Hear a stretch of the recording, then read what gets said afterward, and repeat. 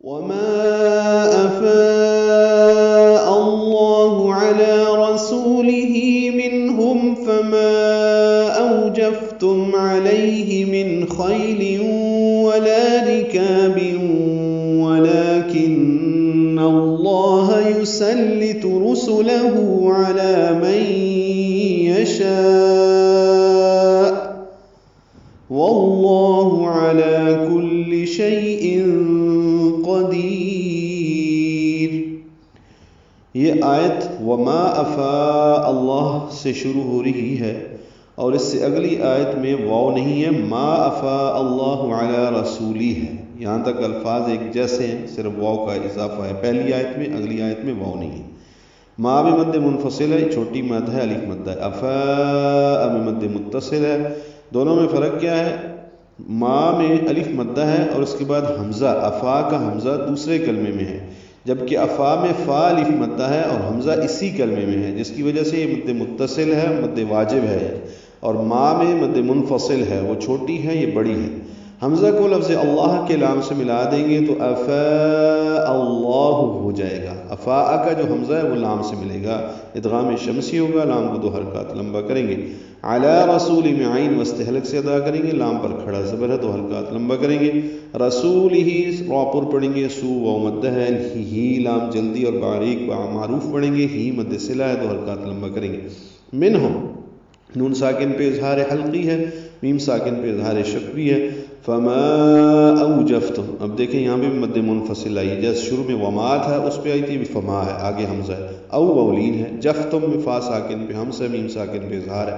علیہ لئی لین ہے۔ من خیل میں نون ساکن کے بعد خان کی وجہ سے اظہار ہے، خی لین ہے۔ لیوں میں ادغام ناقص غنہ ہوگا، ولا الف مدہ ہے۔ رکاب را باریک ہے، کاف باریک الف مدہ ہے۔ بم میں ادغام ناقص ہے مع الغنہ، جیسے خیلیوں، اسی طرح رکابیوں۔ ولیکن میں لام پر کھڑا زبر ہے، 2 حرکات لمبا کریں گے۔ کن نون مشدد پہ غنہ ہے، اس کی زبر کی وجہ سے لام اسم جلالہ پر پڑا جائے گا۔ ولیکن اللہ، جیسے شروع میں افاء اللہ، وہاں پہ ہا پر پیش تھی، یہاں پہ ہا پر زبر ہے۔ یسلط، یہ ولیکن جو ہے نا، لیکن یہ حرف آگے آنے والے اسم کو زبر دے دیتا ہے حروف ناصبہ میں سے۔